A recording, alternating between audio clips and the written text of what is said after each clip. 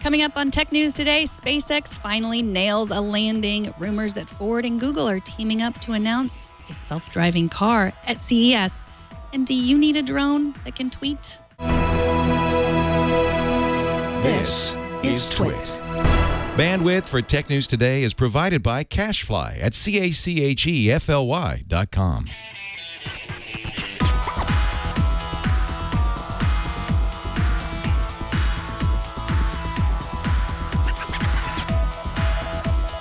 This is Tech News Today for Tuesday, December 22nd, 2015. This episode is brought to you by FreshBooks, the super simple cloud accounting software that's giving thousands of freelancers and small businesses the tools to save time billing and get paid faster. Try it free at freshbooks.com/TNT. And by Epson's new EcoTank printers. With Epson's line of SuperTank all-in-one printers, you can print thousands of documents without running out of ink. EcoTank is loaded and ready to print when you are. Visit Epson.com/EcoTank to find out more. Tech News Today is the show where we talk about the tech news with the journalists who report it. I am Megan Morrone, and our co-anchor today is Iain Thomson, reporter at The Register. Welcome, Iain. Hi, Megan. It's good to be back. It's in this nice pre-Christmas show. Yes, just a few more days before the holidays begin, and the news has not slowed down, so we should get right to it. It looks like security researchers have discovered that the NSA is at least partly responsible for the malicious code that was found in Juniper's firewall software last week. Late yesterday, a German security company said that while they couldn't prove that the NSA planted the backdoor code, they probably created the weakness that hackers exploited. Now, any ideas how they would do this, Iain? Ooh, there's a whole variety of means. I mean, I'm still a little bit skeptical about this report because the software that's at the core of this flaw was actually built in China, which opens up a whole new kettle of worms.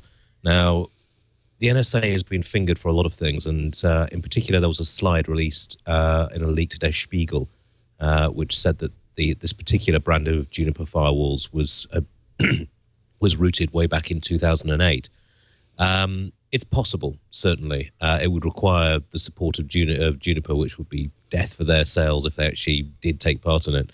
Alternatively, the NSA might have been able to do something by subversive means.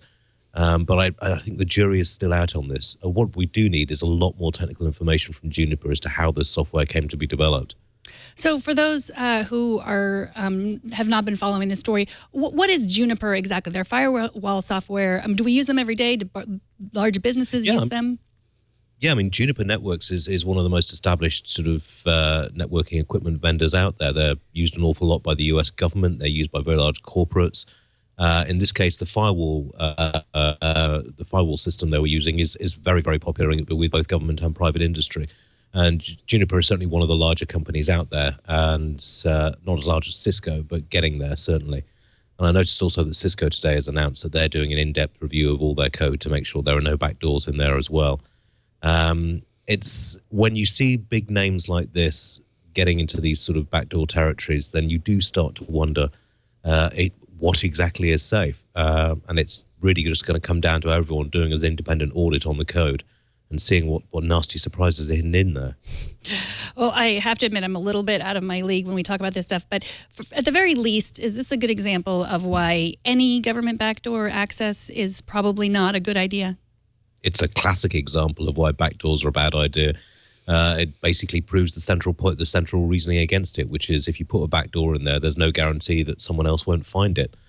This is why Hillary Clinton's talk about we need a Manhattan Project to find a way to have encryption which is secure but which law enforcement can get into as well was so worrying, because it clearly shows that she doesn't understand what on earth's going on. And when you get the FBI director still talking about this stuff, we'd had these discussions in the 1990s, and it took basically a judicial decision to actually decide that no, encryption wasn't a restricted munition and shouldn't be treated as such. What's worrying about this is that now we're seeing whenever there's a terrorist attack, then law enforcement comes out and says, well, if only we'd had backdoors to encryption, we would have solved all this. But there's no real evidence that the terrorists were using encryption in any meaningful way there either. So, yeah, classic example of why backdoors are a very dumb idea. So Juniper has issued patches for the unauthorized code running in the firewalls. So we're okay for now today. Yeah, we're okay for now today until somebody else finds there may be another, finds another backdoor hidden in code somewhere. It may be that this was just put in there by the programmer so they could get in and out fairly easily. But with something like this, it does raise some serious questions. I mean, coming back to the NSA point, I mean, the Juniper did support a random number generator, which the NSA was a big supporter of, which turned out to be balked, and that's kind of what put RSA in a pickle a couple of years ago, because they were still using it in their products. So, I mean, there are always going to be security holes. It's impossible to write a complex piece of code without there being holes in it. But this looks like an intentional backdoor, and that's really worrying. Well, let's move on to some more inspiring news today in science. Was some success last night for SpaceX. Elon Musk's rocket company both launched and landed a rocket at Cape Canaveral. Now, we've been launching rockets into space for a decade, but this one came back and it landed in one piece. According to CNN, a SpaceX spokesperson compared it to launching a pencil over the Empire State Building and having it land in a shoebox on the other side during a windstorm. Now, Iain, you say this is the biggest advance since Apollo 8. Tell us what's so important about last night's landing. Basically, okay, a small caveat on this. We still have to examine the rocket and see if it's reusable. But if it is, or if it's reusable at a fairly low cost, this completely changes the economics of getting into orbit. I mean, at the moment, it's costing us millions to get, I think it's about 30 million an astronaut to get them up to the International Space Station. If they can reuse the rockets in this way, that could cut the costs easily in half. And the way they're talking about the Falcon Heavy rocket, if that can land as well without similar problems, then again, the costs of getting up into orbit and getting stuff around the Earth and getting satellites in position is dramatically lowered. Basically, this is the ability, when they landed this rocket, they just saved 75% of their hardware costs if they can reuse it. And even if they, say may have to spend 10% of the costs refurbishing the actual rocket, it's an enormous saving. Now, I mean, we've had the space shuttle, for example, which was reusable, but it cost almost as much to prepare the space shuttle for the next mission as it did to sort of completely rebuild whole chunks of it. So it's I mean, this was a crowning moment, and I was watching it with my heart in my throat, just please don't explode, don't explode, and it came down in one piece. Yeah, I mean, that's the thing. That the time also, a lot of people were talking about how it's been 6 months since SpaceX launched a rocket, but that's not really that long if you think about it. I mean, in terms of the space program. I mean, the shuttle program was shut down for nearly 2 years after the original explosion in '86. They were really rather. I was expecting them, honestly, to be even quicker than this, but what they did was use the time to do a redesign on the rocket. So they've increased the size of the fuel tanks and the size of the second stage, which allows them to get into geosynchronous orbit much more easily. They've also changed around the fueling system. So now they're super cooling the oxygen down, so it can pump a lot more oxygen into there. So it's all in all, it's a new and improved rocket, a lot more thrust. And they used their time well from the looks of it because it all went according to plan. So this is part of why I love Elon Musk. He says crazy things, but it seems like he has a good heart as opposed to Jeff Bezos, who has his own rocket company. And he put out a tweet that was just not nice. I'm sure you have more colorful words for it, Iain. Just sort of like a welcome to the club. I did the same thing, but he didn't really do the same thing. Explain the difference between their projects. No, I mean, Jeff Bezos I thought that was incredibly snide of him.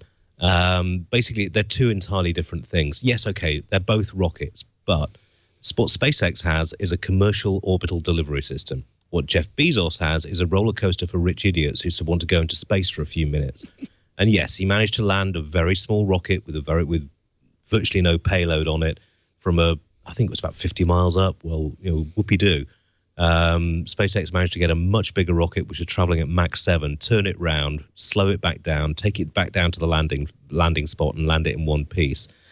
Now, if SpaceX had been allowed to land on land before this, I suspect we would have been having this conversation months ago, but because they've been tied to doing it out at sea, which is a much trickier concept, then there was the delay. But Jeff Bezos' comment was it came across as really petty. The guy has done some stuff in rocketry, but the whole Blue Origins thing, it's space for tourists, and it doesn't really take us any further. Whereas a recyclable orbital delivery system, that takes us a very long way indeed. So they have to still check to make sure that it's really reusable. That's the next step, I guess, right? That's going to be absolutely critical. I mean, if it turns out that, well, what they're going to do now is take this and they'll X-ray the entire thing, go through every component, seeing how likely it is to fail, do some more test burns here on ground, just to see how the rocket works. So yeah, I mean, if it's relatively cheap to refurbish, that changes the economics completely.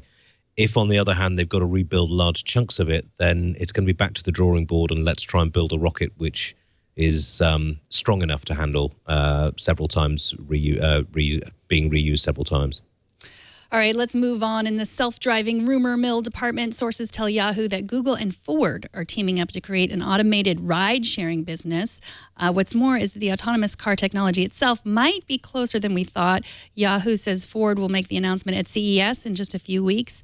Now, what are your thoughts on a Google-Ford partnership with autonomous cars? Well, I mean, this is what Google has wanted with the autonomous cars, is that it basically, when last time I saw them talking about this at a presentation, they were look, it's going to completely change the way we think about owning a car, because what's the point of having a car if it's sitting there doing nothing 95% of the time? Why not just take a share of a car and then use it when you need it?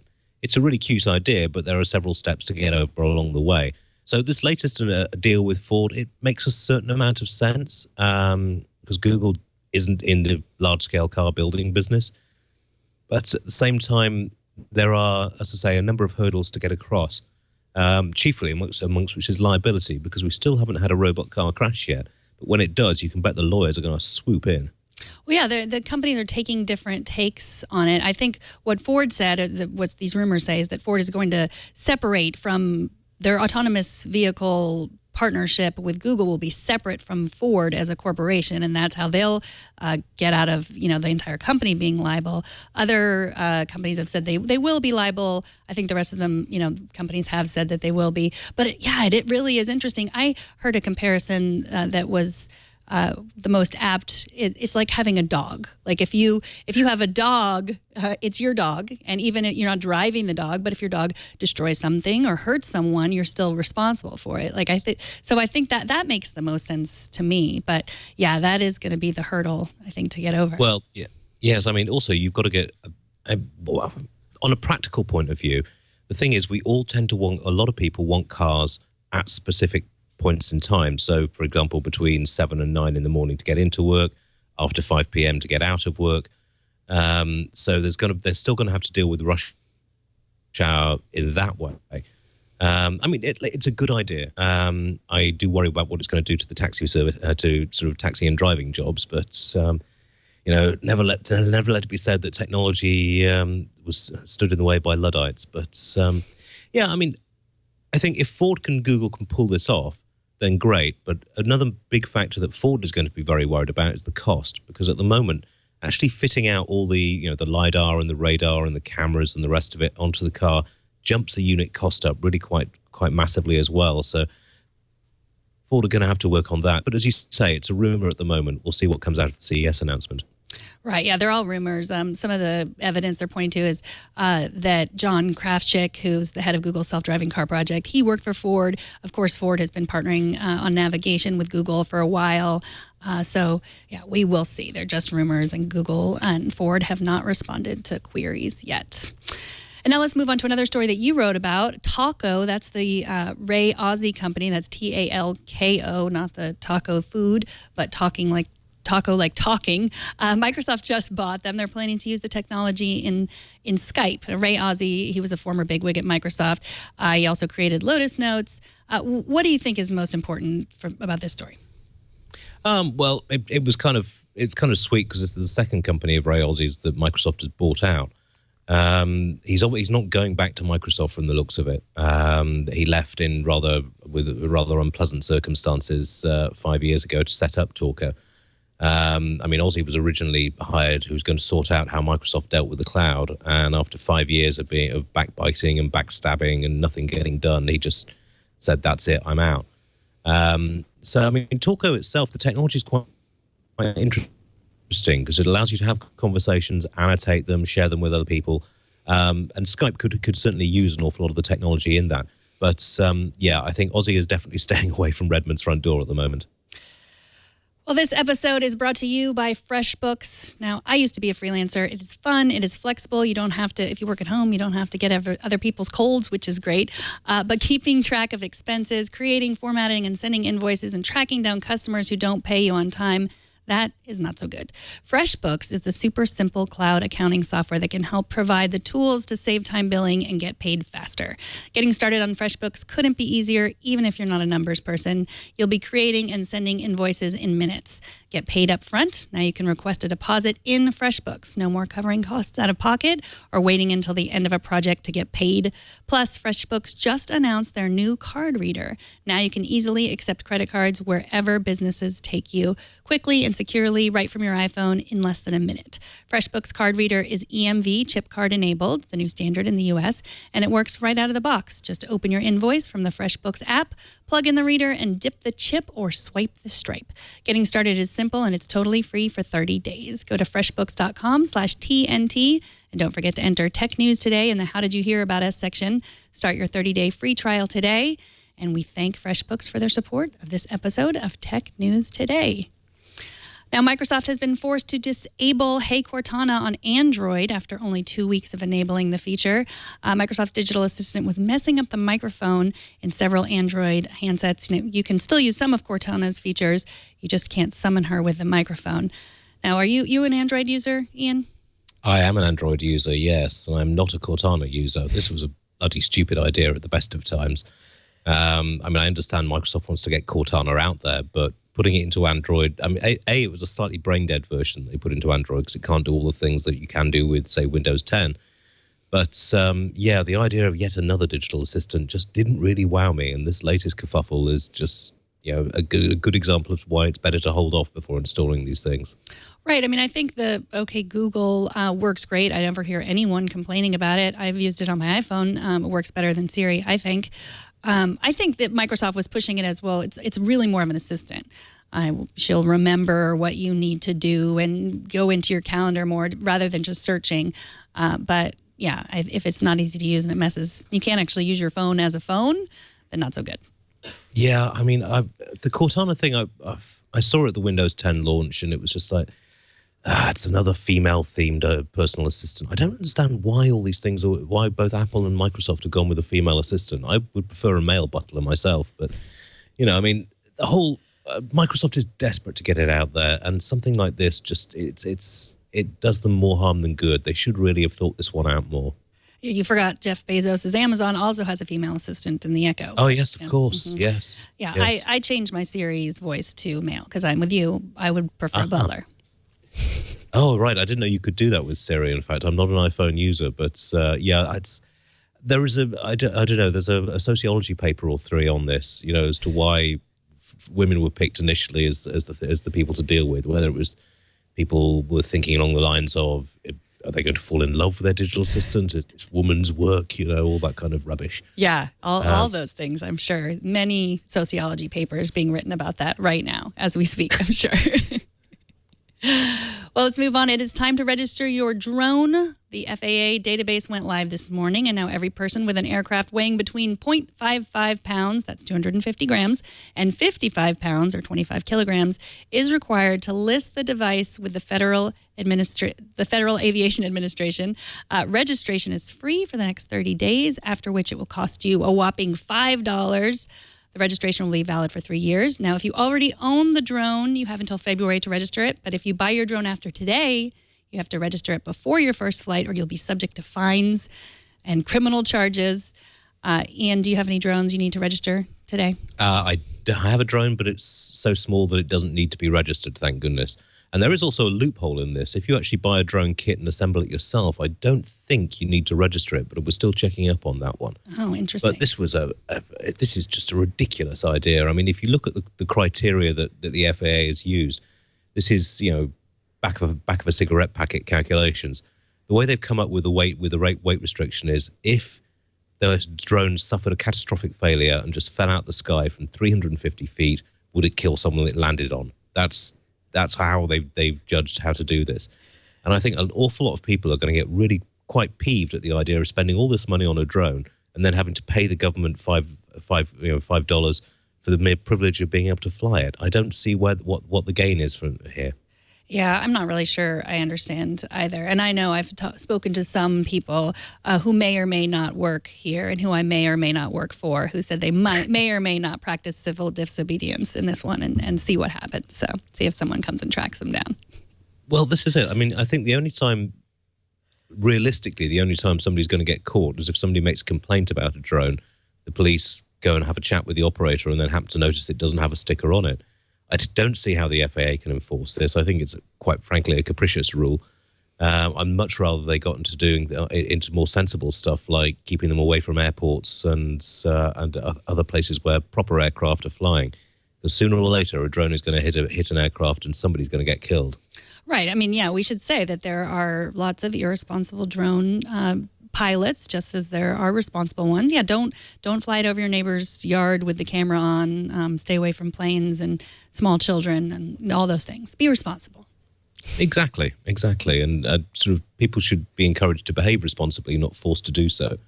Facebook has finally added support for live photos, those Harry Potter-like little video animations that you can take with your iPhone 6S camera.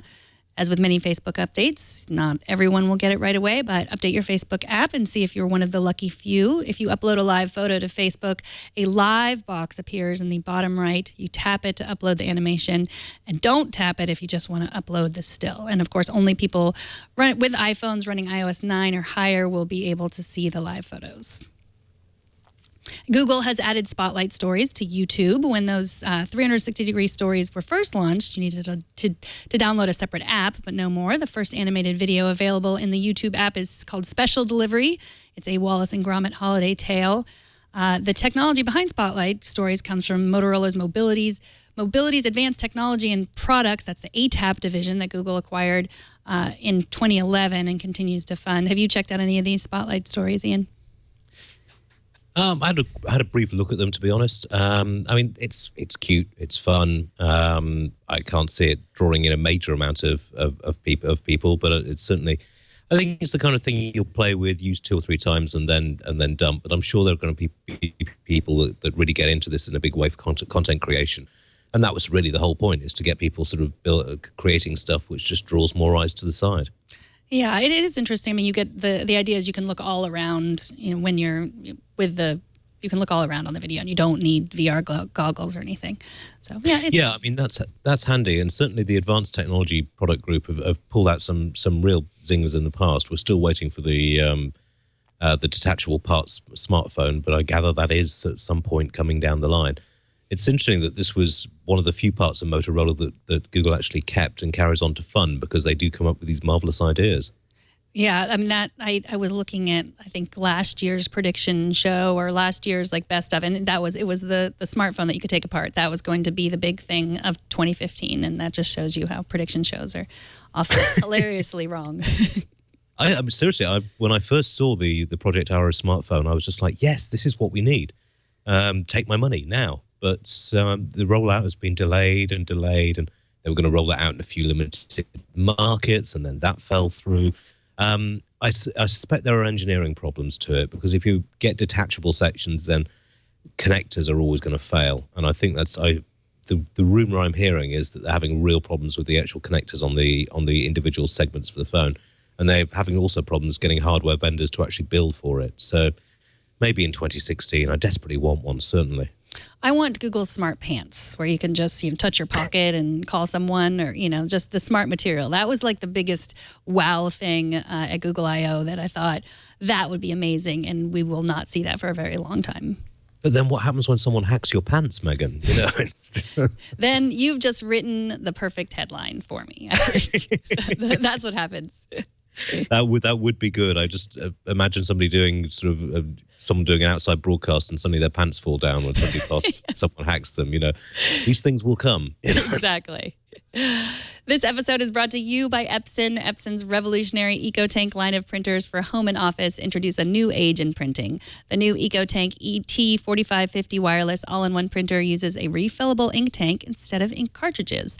It comes with enough ink to print up to 8,500 pages, equivalent to about 50 ink cartridge sets. You're loaded and ready to print for up to 2 years. Powered by Epson's leading-edge precision core technology, it delivers high-speed, vivid colors and laser-quality black text, plus auto two-sided printing, a 30-page auto document feeder, and easy wireless printing from tablets and smartphones. Visit Epson.com/EcoTank today to transform the way your home, office, or work group prints. For the best combination of ease and value, turn to the new Epson EcoTank printers. That's EPSON.com/EcoTank, and we thank Epson for their support. And finally, the 2015 Information and Technology Innovations Luddite Awards have been announced, and included on the list are those who question the growth of artificial intelligence research, including Stephen Hawking, Bill Gates, and Elon Musk, which I'm not sure most people would call Luddites. They're calling these the worst of the world's innovation killers, which is surprising since what we just talked about, Elon Musk's rocket. What do you think about this list? I don't know much about the Information Technology and Innovation Foundation, except for they're a nonpartisan think tank. But calling Elon Musk and Bill Gates and Stephen Hawking, for that matter, Luddites, what's going on here? Yeah, I mean, I read through the list and it was like, well, there's a couple of good things on here, but there's an awful lot of rubbish. I mean, they were citing as Luddites, concerns about California deciding not to put RFID chips in driver's licenses, and that seems like an eminently sensible idea, to be quite frank. And there's no mention in here of backdooring encryption, which is one of the ultimately bad Luddite ideas. So yeah, it was a very weird list. I mean, I can understand they're concerned. And there is an awful lot of stuff being talked about artificial intelligence by people who should know better. But there are also valid concerns. I mean, it's not outside the realms of possibility that something quite bad is going to happen unless people are very careful. And I think Hawking and Musk and the rest of them aren't saying we mustn't do it, we mustn't have AI. They're saying let's just make sure we do this carefully and don't hook it up to too many other systems until we know what's going on. Right. I mean, I brought up this story because it's an interesting crossroads to a lot of what we talk about. We joke about like, oh, killer robots, and we all love technology. I mean, that's something that we know about the people that do this show and most of the people that watch this show. We love it and we're pro technology. Also, it would be not so great to have robots that you arm, like, that you give weapons to. And I think it's okay to say that and then suddenly not be a Luddite.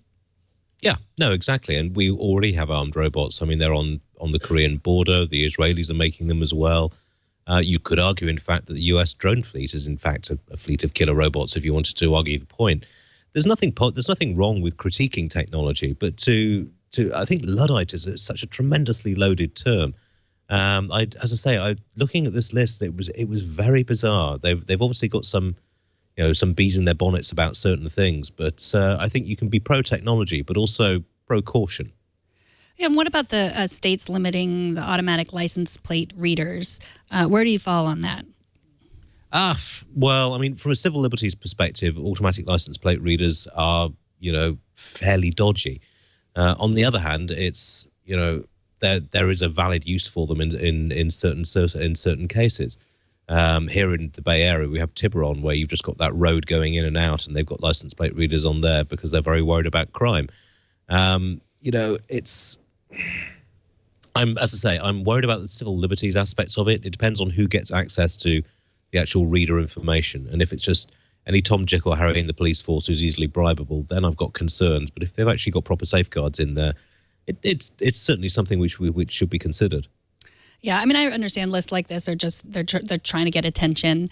But I brought it up. I gave them that attention because I think it's important to question all technology, no matter how much you love it, and really think about it. And not, I sometimes throw off things about Google. They're looking at all of our stuff. They're tracking our every move. And I understand it's not that bad, but I'm never going to stop questioning what they're doing or what Apple's doing or what any of these technology companies are doing. Nor should you. And the minute we stop questioning is the minute we're in real trouble, because that basically gives people free rein to do what they like. I mean, when you listen to, certainly some tech firms in particular, we had that case with Uber where they were talking about researching into journalists' private life.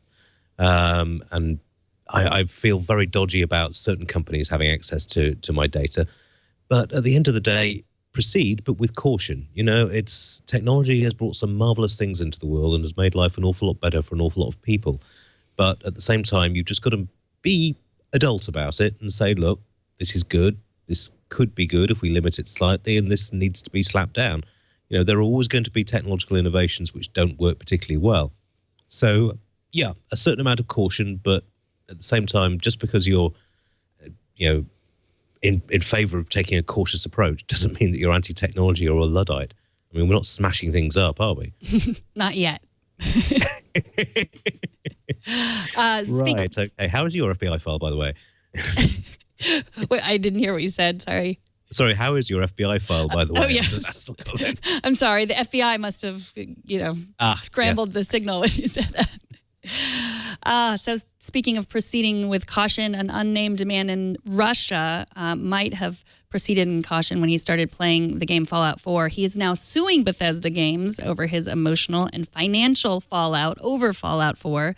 The next web says a Siberian man played the game for 3 weeks straight, which then led to him losing his job, his wife, and his good health. He's seeking 500,000 rubles, that's $7,000 US, for damages. What do you think of this story, Ian? Well, I mean, $7,000 for losing your wife, that doesn't really say there's a strong marriage involved. I know, the wife and the job and the good health, only worth $7,000. You know, it's just like, wow, way to diss your wife and your former employer. I got to say, I read this and I thought, well, hang on, if he can do that, I'm suing Sid Meier because I lost Weekends to Civilization 2. I had to delete it from my system in the end. I think the very concept of suing a games company over something like this because he has no self-control is frankly laughable, and I hope the courts treat it with the contempt which it deserves. I completely agree with you. And I also think it's worth noting that I think gaming addiction is a real thing, just like any kind of technology addiction. I don't think suing the company that makes this game is the right answer, but I do think that it's something worth mentioning that is, like any addiction, it can have negative effects on your health. And hopefully if you're suffering, you'll get help. Yeah, I mean, gaming addiction is a serious problem. And you've had people actually dying in front of their computers because they were just doing speed playing, and then having heart attacks over the monitor. I mean, it's easy. It's not for some people. It's very easy to get addicted to a lot of things, but I don't think suing the games manufacturer is a way forward on this. Especially not for such a good game as Fallout 4. I haven't actually played it. Have you tried it? I have, yes. And I'm not a huge gamer, but I am a fan. The graphics are wonderful, and it has a great dog in it also. One of the guys in our office has actually built a custom game. He's built a new gaming rig just for Fallout 4. Has taken a week off work to actually go and play it. So, Sean, if you're watching, get back to that computer screen. And maybe you want to start with there's also the Fallout Shelter, which is the iOS version that you can play on your iPhone or your iPad, and maybe just start with that and see how it takes you. See if you still have your wife after that, and then move from there. Proceed with caution. TechCrunch says that someone meeting Twitter patented the technology to create a self-tweeting drone because that is exactly what we need. Twitter filed the patent for an unmanned aerial vehicle that carries a camera, sends data from the camera, and receives commands. The UAV is connected to a messaging platform. Pictures or video clips received from the UAV are selected and placed in messages broadcast by an account associated with the UAV. Tweeting drones. What's next, Ian? Yeah, well, I heard somebody had approached one of the Twitter spokespeople about this and said, why are you doing it? And he said, 2 words, drone selfies.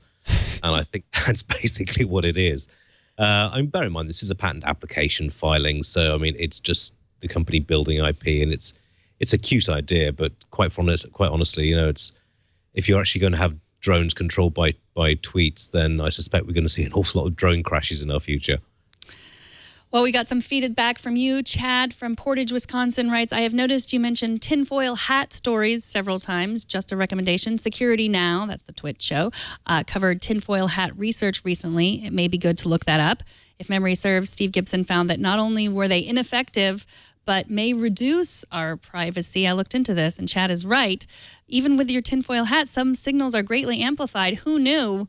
What am I to do with all my tinfoil hats, Ian? I know. Well, I actually did a story about this a couple of years ago because there was somebody was one of the major universities was given access to the university equipment. And yes, they proved that if you wear a tinfoil hat, it does actually amplify signals to the brain. which when we wrote the story about this, somebody immediately said, aha, that's what they want you to think, so that everyone takes their tinfoil hats off and the government can control your thoughts. So, trying to apply logic to cases like this is usually a losing game. Well, yeah, they mentioned this because yesterday, I don't know if you saw it, there's a Kickstarter for a fashionable tinfoil hat. It's a beanie that has something in it that I don't know if it's exactly tinfoil. I don't know what it is, but it will, just protect you from everything, I guess. Yeah. This does sound like something that hipsters would buy, and fair play to them. If they're willing to throw that amount of money away, then fine. But it will be a cold day in hell before you see me wearing a tinfoil hat in public. Even the fancy one? Like that looks like a beanie that you can hide? Never really been a hat person, to be honest. I'll wear a beanie when it's cold, but that's about as far as it goes. When you've got a head my size, then a hat is not really a good thing. Okay, so if we ever see you wearing a hat, we know they've gotten to you and tell someone. Just check the back of my neck for that microchip. Okay. Yeah. Damn thing's itching already. If you have feedback, you can send email to tnt@twit.tv or directly to me at megan@twit.tv. And our TNT fan of the day is Josh Vaughn, a trucker from the Midwest who posted this picture of the view inside his office as he listens to the audio version of the podcast. He listens daily by hooking up his Android phone to his truck stereo. Thanks for submitting this photo, Josh, and safe travels. Show us how you watch or listen to TNT. Just record a video or take a picture of yourself or your setup. Post it on Instagram, Google+, Twitter, or Facebook, and use the hashtag HowIWatchTNT, and we will find it. Thank you for co-hosting today, Iain. What projects are you currently working on before the holidays? Anything? Well, we're keeping an eye on the news. More backdoor news, I think, will be coming along soon, and I'm working on a sort of longer piece today about what exactly the SpaceX landing is going to mean for the future of orbital economics. Well, you can find Iain at the Register. You can follow him on Twitter at Iain Thomson. Thank you, and we will see you in the new year, Iain. Pleasure as always. I shall see you in 2016. Take care. Take care. You can subscribe to Tech News Today on Spotify, Deezer, Stitcher, iTunes, YouTube, Feedly, Yahoo, TuneIn, RSS. So many options. Choose your favorite way at twit.tv/TNT. Our show is live tomorrow at 10 a.m. Pacific, and then we will start airing the holiday specials that Mike Elgin and I did. We interviewed some great tech experts, including Addie Robertson on virtual reality, Sherry Turkle on the power of talk in the digital age, John Markoff on Machines of Loving Grace, and more. If you are ever in the San Francisco Bay Area, come on in and watch us as part of our studio audience. Just send email to tickets@twit.tv. You can also follow us on Twitter at Tech News Today TV. And that is the Tech News Today. This show was produced by Jason Cleanthes and edited by Anthony Nielsen. My name is Megan Morrone. Thanks for tuning in. We'll see you tomorrow.